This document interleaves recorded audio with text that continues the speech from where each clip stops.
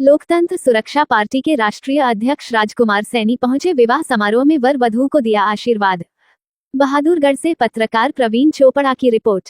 लोकतंत्र सुरक्षा पार्टी के राष्ट्रीय अध्यक्ष शेर हरियाणा पूर्व सांसद व पूर्व मंत्री चौधरी राजकुमार सैनी नया गांव बादली रोड बहादुरगढ़ स्थित सौलधा गांव के आर.के. गार्डन में विवाह समारोह कार्यक्रम में पहुंचे, जहां चौधरी राजकुमार सैनी का विवाह समारोह कार्यक्रम में पहुंचने पर उनके पदाधिकारियों व कार्यकर्ताओं ने उनका जोरदार स्वागत किया। उनके साथ में लोकतंत्र सुरक्षा पार्टी के प्रदेश उपाध्यक्ष एडवोकेट मुकेश सैनी, मंगत सैनी जिला प्रभारी झज्जर, प्रीतम खत्री प्रदेश महामंत्री, रिटायर्ड थानेदार हनारायण सैनी, रवि सैनी महम, नरसी सैनी सोनीपत, मदन सैनी, रणवीर सैनी आरती व पार्टी के वरिष्ठ नेता व कार्यकर्ता गण मौजूद रहे।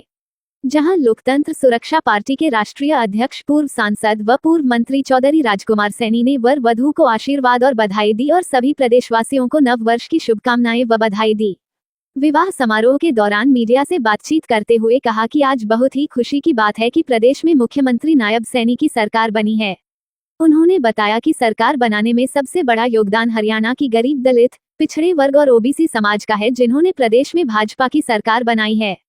लोकतंत्र सुरक्षा पार्टी के राष्ट्रीय अध्यक्ष पूर्व सांसद व पूर्व मंत्री राजकुमार सैनी के 10 साल के लंबे संघर्ष और प्रयासों की बदौलत ही वह प्रदेश में गरीब, दलित, पिछड़े वर्ग और ओबीसी समाज को जागरूक करने में लगे हैं, जिसका नतीजा आज गरीब, दलित, पिछड़े वर्ग और ओबीसी समाज काफी हद तक जागरूक हुआ है। उसी का नतीजा है कि नायब सैनी ओबीसी समाज के हैं, जिनको प्रदेश का मुखिया बनाया है।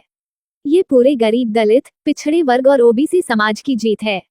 संजय सैनी नया गांव दादा रामकुमार सैनी सुपुत्री का विवाह कार्ड भी खूब वायरल हुआ था। विवाह कार्ड पर श्री गणेश की फोटो न लगाकर उन्होंने शेर हरियाणा चौधरी राजकुमार सैनी की फोटो लगाई, जो सोशल मीडिया पर काफी वायरल हुई। उस पर भी चौधरी राजकुमार सैनी ने कहा कि यह उनके प्रति कार्यकर्ताओं का प्यार है और वो सदा अपने कार्यकर्ताओं के ऋणी रहेंगे, जिन्होंने मुझे इतना मान सम्मान और प्यार दिया है। विवाह समारोह में शामिल सगे संबंधियों और लोकतंत्र सुरक्षा पार्टी पदाधिकारी व कार्यकर्ताओं ने वर वधू को अपना आशीर्वाद दिया। जो आप इतने वायरल हो रहे हो और आपके हमने देखे हैं कि कार्डों पर भी फोटो लगने लगी है। जो पहले गणेश जी की फोटो लगती थी, वहाँ पे अब आपकी फोटो लग रही है। इसके बारे में क्या कहना चाहोगे आप? देखिए भाई, गणेश को तो हम जानते नहीं, क्योंकि हमें नहीं समझ में आई आज तक बात। यह लोगों के दिमाग में कैसे भर दी गई, एक आदमी की गर्दन पर हाथी की गर्दन लग जा।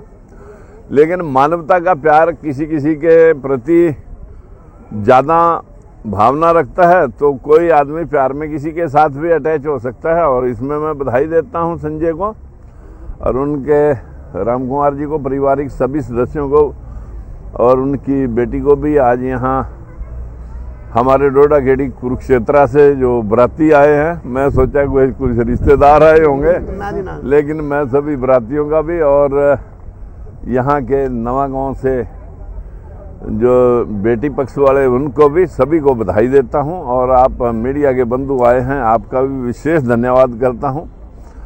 और आज ऐसे खुशी के माहौल में हम सब मिले हैं नए साल में, नए साल की भी बधाई आप सबको मैं मौजूदा तौर पर देना चाहूँगा। आप सबको बधाई। सैनी साहब, जिस तरह से ओबीसी समाज का सीएम बना है, आपका जो संघर्ष है वो कहीं ना कहीं कामयाब होता नजर आ रहा है, क्या कहना चाहिए? देखिए, एक चीज तो होती है कि पेड़ से फल खाए कोई भी, लेकिन अगर कोई पेड़ लगा करके उसके ऊपर फल आ जाते हैं तो खुशी लगाने वाले को बहुत ज्यादा होती है, खाने वाले से भी। सैनी साहब, जिस प्रकार से किसी को अपनी गर्दन कटाने के लिए किसी की गर्दन उठानी पड़ती है, ये दुनिया का प्रतिबिंब है, सब लोगों ने देखा है। अगर राजगुरु सुखदेव भगत सिंह गर्दनें ना कटाते तो आज हम आज़ादी की सांस ना ले रहे होते हैं। तो गर्दन किसी की कट जाती है। सुभाष चंद्र बोस जिसने बण खाक छान करके आज़ाद हिंद फौज खड़ी करी और उसके पश्चात गुरिल्ला युद्ध के माध्यम से जितने भी यहाँ पर गोरे थे उन लोगों को छावनियाँ की छावनियाँ मार भगाई। उस वजह से अंग्रेज डरे थे। जब ऊधम सिंह कंबोज ने जाके इंग्लैंड के अंदर पार्लियामेंट हाउस में जनरल डायर को मार दिया था। कोई कहता है कि आज़ादी बिना खड़क बिना ढाल ले ली। अगर बिना खड़ग बिना ढाल के कहते थे एक गाल पर कोई चाटा लगा दे दूसरी गाल आगे बढ़ा दो तो 100 साल भी गाल ना पिटवाते तो देश आजाद नहीं होना था। अगर राजगुरु सुखदेव, भगत सिंह, सुभाष चंद्र बोस, उधम सिंह कंबोज जैसे लोग अपनी गर्दनें ना कटाते तो, लेकिन श्रेय कोई ले जाता है और संघर्ष कोई करता है। लेकिन संघर्ष करने वालों को भी एक संतोष रखना होता है कि हमने जो पेड़ लगाने का प्रयास किया था, भले वो हमारे कई बार टाइम में नहीं लगता। अगर राजगुरु सुखदेव, भगत सिंह की बात करें, उन्हें नहीं पता आज़ादी हुई भी है या नहीं, लेकिन हमें तो पता है कि हमने जो संघर्ष 10 साल किया, हमारे सामने एक जो दादागिरी का या आलम था हरियाणा प्रांत के अंदर, उसका तो अंत एक बार जरूर हुआ है। और जो भाईचारा है जिसको खंडित कर दिया था, हम उसे पिछले दिनों लोकसभा विधानसभा में जोड़ने का प्रयास किया, लेकिन लोगों की गर्दन इतनी ऊंची हो रही थी कि व्यक्ति विशेष ने पूरी कांग्रेस को भी हाईजैक करके रखा और हरियाणा के अंदर बीजेपी को तीसरी बार इसी वजह से मौका मिला कि उसने बाकी के लोगों को की परवाह ना करते हुए सेल्फ मेड में ही बापू बेटा बने रहे। जैसे आपने कांग्रेस की बात की, कहीं ना कहीं आपकी भाषा राहुल गांधी भी बोलते नजर आ रहे हैं। देखिए, राहुल गांधी को मैं एक पर्ची लिख के जिस दिन मीटिंग की थी, मैंने 104 पार्टियों का समर्थन दिलवाया था। उस दिन मैंने उसमें 9 टॉपिक लिखे थे। 9 के 9 टॉपिक वो सेम बोल रहे हैं। और समाज में जब तक संवैधानिक तौर पर जो बाबा साहब ने संविधान लिखा था, अगर उसको पूर्णतः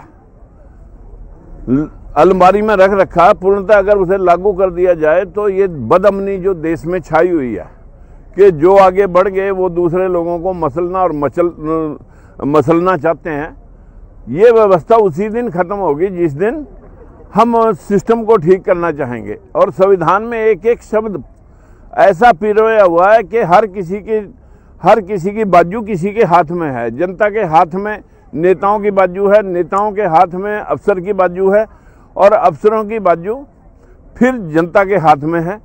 इस व्यवस्था को बहुत अच्छे ढंग से पूरा अच्छा संविधान अपने देश का लिखा गया था, लेकिन इसको हाईजैक करके लोगों ने, हम सब गरीब तबके के, SC BC और कमज़ोर तबके के लोगों को जितना प्रताड़ना और जितना शोषण और जितना भेदभाव इन लोगों के साथ बरता गया।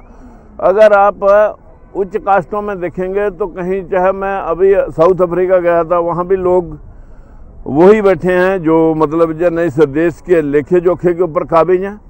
अगर हम छोटे डिपार्टमेंट के अंदर हेड की बात करेंगे तो फिर वही लोग आते हैं। हमारे बच्चे कितने भी इंटेलिजेंट हों, वो 4th क्लास या मतलब क्लास 3 की मतलब चपरासी कलर की तो जगह थोड़ी बहुत पा रहे हैं, लेकिन अभी कमांडिंग टीम हमारे हाथ में नहीं आई। जिस प्रकार से बाबा साहब भीमराव अम्बेडकर का अपमान किया गया केंद्रीय मंत्री के द्वारा, अमित शाह जी के द्वारा, और राजनेता एक भी बोलने को तैयार नहीं। देखिए, मैंने पिछले दिनों एक वीडियो बनाई भी थी और राजनेताओं का तो मुझे क्या लेना देना है। राजनेता तो सिर्फ अपने राजनीतिक स्वार्थों की पूर्ति के लिए काम करते हैं। लेकिन बाबा साहब ने जो संविधान में बार बार मैं कह रहा हूँ कि उसको अब बहुत ज़्यादा देर दबाया नहीं जा सकेगा। बाबा साहब ने स्वर्ण अक्षरों में लिख रखा है कि 21वीं सदी आएगी और 21वीं सदी में मेरे समाज को जागृति या जागरूक होगा। 20वीं सदी अंधविश्वास की सदी है और 21वीं सदी में मेरा समाज जगेगा। और मैं दावे से कह सकता हूँ अभी 21वीं सदी का सिर्फ 25वां साल, यानी 1/4, यानी 1/4 अभी इतनी अवेयरनेस है। आज अगर बीजेपी को भी बैकवर्ड का चीफ मिनिस्टर बनाना पड़ा, ये उस अवेयरनेस का मामला है जिसमें हम पिछले काफ़ी दिनों से संघर्ष 10 साल से 2015 से करते आ रहे हैं। आज 25 आ गया। अगर ये अवेयरनेस ना होती तो शायद हम लोग इकट्ठे हो गए वोट न डालते। और इन फ्यूचर अभी तो दिखावटी तौर पर बीजेपी प्रयास कर रही है कि भी हम सारा सिस्टम अपने हाथ में रखें और बाकी के लोगों को सिर्फ उनके लोग दिखा करके इस्तेमाल कर लें। ऐसा कभी भी अब होने नहीं देगी जनता, क्योंकि सब अपेक्षाकृत हैं, सब अपनी भागीदारी चाहते हैं। और क्लास 3 और 4 की ही बात नहीं, कमांडिंग टीम में भी हमारे लोगों को जगह मिलनी चाहिए। सैनी साहब, जनता का एक सवाल है कि जो सीएम साहब हैं वो सिर्फ एक बिरादरी के या 36 बिरादरी जाति के, इस विशेष पर क्या नहीं। कहोगे आप? देखिए, ये तो लोगों का आंकलन होता है कि कोई भी बन जाए वो उसको लिपटाने की कोशिश करते हैं। ये पूरे ओबीसी समाज ने जिस तरीके से सपोर्ट किया और अपर कास्टों ने हमारे ओबीसी समाज के वोट को हैंडल करने के लिए हमारे बीच में से व्यक्ति लिया है, तो इसमें पूरा ओबीसी एससी समाज ने काफ़ी ज़्यादा जोर लगा करके इस व्यवस्था को स्थापित किया है। कहीं ना कहीं आपकी जो है विचारधारा जो है नाव से देखिए, मैं कि साधारण से साधारण कार्यकर्ताओं के बीच में आप घर पहुंच जाते हैं। देखिए, मैं इतना तो जरूर कहूँगा कि विचारधारा वहाँ तक ठीक है कि चाहे भले हम कार्यकर्ता के घर तक जब सत्ता में होते हैं, जब जिम्मेवारी होती है, अमूमनली क्योंकि काम बहुत बढ़ जाता है और घर घर फिरा भी नहीं जा सकता, लेकिन लोगों के जो कमज़ोर तबके में जो पीछे रहे हुए लोग हैं उनके अधिकारों की सुरक्षा का जिम्मेवारी ज़्यादा है। अब वो पूर्ति करने का समय है, ना कि मतलब जो है ना किसी नो आईवाश करने।